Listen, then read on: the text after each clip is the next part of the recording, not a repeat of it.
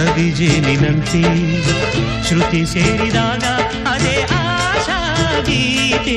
ನನ್ನ ನಿನ್ನ ಆಸೆ ನಮ್ಮ ಪ್ರೇಮ ಭಾಷೆ ಸವಿಜೇನಿನಂತೆ ಶ್ರುತಿ ಸೇರಿದಾಗ ಅದೇ ಆಶಾ ಗೀತೆ. ನನ್ನ ನಿನ್ನ ಆಸೆ ನಮ್ಮ ಪ್ರೇಮ ಭಾಷೆ ಸವಿಜೇನಿನಂತೆ